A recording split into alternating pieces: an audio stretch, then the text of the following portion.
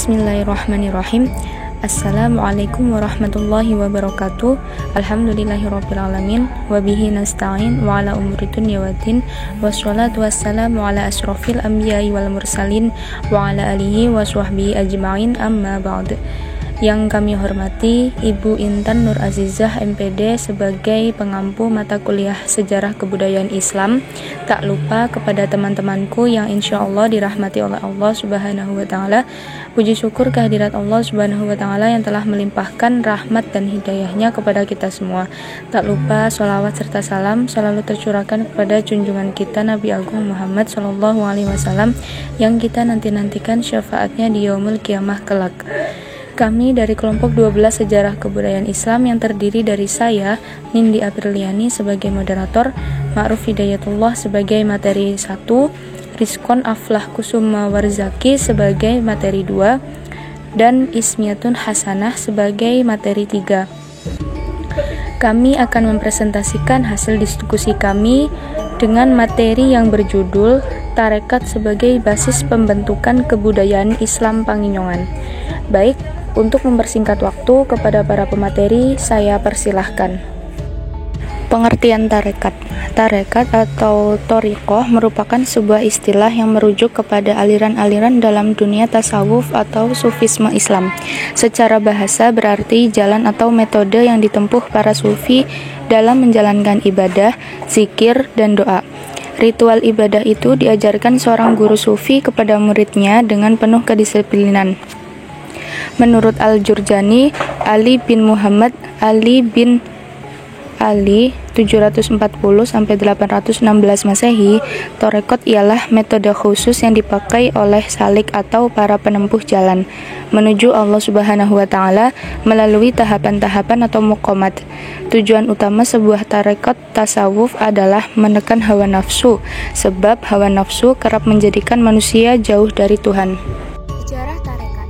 Tarekat pertama kali muncul pada abad ke-6 dan 7 Hijriah, ketika tasawuf menempati posisi penting dalam kehidupan umat Islam dan dijadikan sebagai falsafah hidup.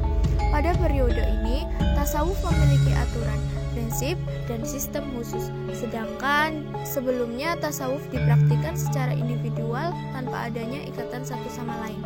Dalam perkembangan selanjutnya, tarekat menjadi semacam organisasi atau perguruan dan kegiatannya pun semakin meluas, tidak terbatas hanya pada zikir dan wirid atau amalan-amalan tertentu saja. Bahkan, ada beberapa tarekat yang melibatkan diri dalam kegiatan politik, seperti tarekat Sanusiyah yang menentang penjajahan Italia di Libya, tarekat Tijaniyah yang menentang penjajahan Prancis di Afrika Utara, dan tarekat Safawiyah yang melahirkan kerajaan Safawi di Persia, Iran. Selanjutnya, tarekat makin berkembang secara luas di berbagai belahan dunia. Beberapa yang terkenal adalah Qadiriyah, Naqsabandiyah, Syatariyah, Rifaiyah, Tijaniyah, dan Samaniyah.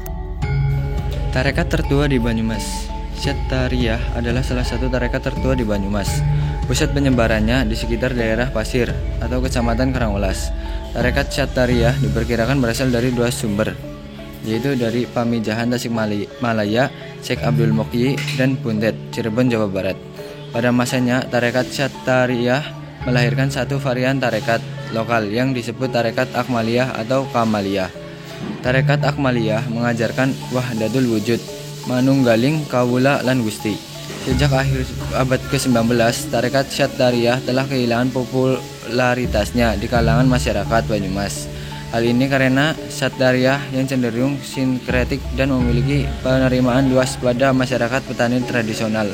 Antara 1880-an dan 1960-an, Naqsabandi Khalidiyah adalah tarekat yang dengan jaringan sosial terbesar di Banyumas. Basis penyebarannya tarekat ini berada di Sokaraja. Naqsabandi Khalidiyah lebih elistis dan cenderung berorientasi pada norma atau nilai kepribadian. Hal ini bisa terlihat dari doktrin, praktek ritual, dan relasi sosialnya yang sangat hierarkis dengan mursyid atau guru sebagai pemegang otoritas tertinggi. Boleh jadi ini ada hubungannya dengan latar belakang sosial para perintisnya yang memang berasal dari keluarga bangsawan.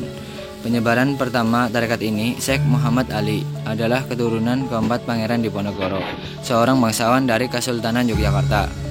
Pada masa kejayaannya, penerimaan luas tarekat ini di kalangan masyarakat Banyumas banyak ditompang oleh dukungan para elit agama yang berada di lembaga kepengulonan, sebuah lembaga resmi yang didirikan pemerintahan kolonial Belanda untuk mengurusi masalah peribadatan komunitas Islam, dan Shumuka, kantor urusan agama pada masa Jepang.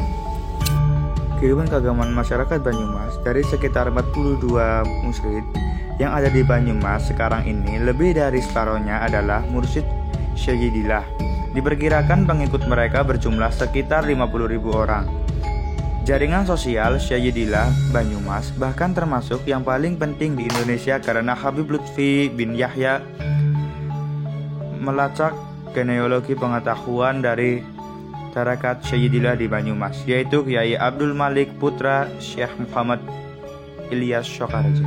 Dilihat dari jumlahnya, pengikut tarekat boleh jadi kecil, tapi mengingat akar sejarahnya yang panjang dan terutama jaringan sosialnya yang sangat luas, jumlah ini sangat signifikan untuk menjelaskan kuatnya pengaruh pandangan keagamaan sufistik di kalangan masyarakat Banyumas. Hal ini karena para pengikut tarekat biasanya juga adalah para elit agama lokal yang memegang kendali atas pusat pengetahuan Islam seperti pondok pesantren, masjid, dan mushola. Dalam posisinya sebagai elit agama lokal inilah pandangan keagamaan sufistik secara langsung dan langsung ditransmisikan menjadi pandangan dan ritual praktis beragama sehari-hari masyarakat. Sekian presentasi dari kelompok kami, kurang lebihnya mohon maaf. Terima kasih. Wassalamualaikum warahmatullahi wabarakatuh.